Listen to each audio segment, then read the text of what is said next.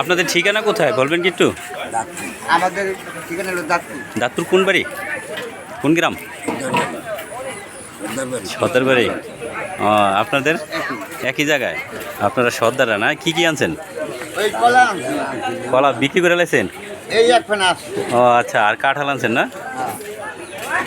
দর্শক, এই হাটের কাছাকাছি যেই লোকগুলো মুরব্বীরা ওনাদের গ্রামের সবচেয়ে সুন্দর তাজা ফল, বিভিন্ন ধরনের সবজি এবং কাঁঠাল এগুলো নিয়েই এই টেকেরহাট বাজারগুলো প্রতি শনিবারে সকাল থেকেই ভোর রাত থেকে শুরু হয় এই হাটের বেচা কিনা।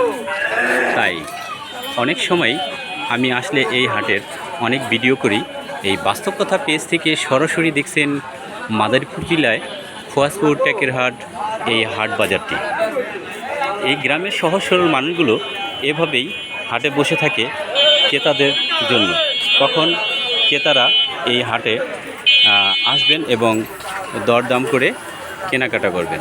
তবে অনেক অল্প দামেই এখানে অনেক ফলমূল পাওয়া যায়, শাকসবজি সকল কিছুই। যেহেতু গ্রামের বাজার তো সকলেই এই বাজারে আসলে সকালবেলা কিছু না কিছু নিয়ে যায়। চলে যাচ্ছি একটু মুরগির বাজারে। এখন একটু শেষ বাজার, বাজারটি প্রায় শেষের দিকে, তাই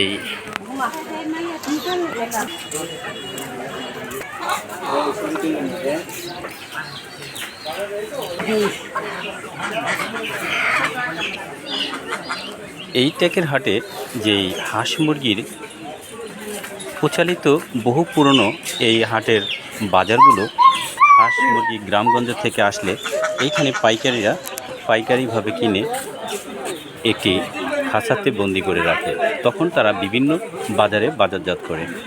আমি চেষ্টা করব এখানকার পাইকারদের বাজারের পরিস্থিতি এবং গ্রামের এই হাটগুলোর একটি হাটের কীরকম দর এবং কী দামের এই হাঁস মুরগিগুলো পাওয়া যায় এবং এরা পুরাতন পাইকার।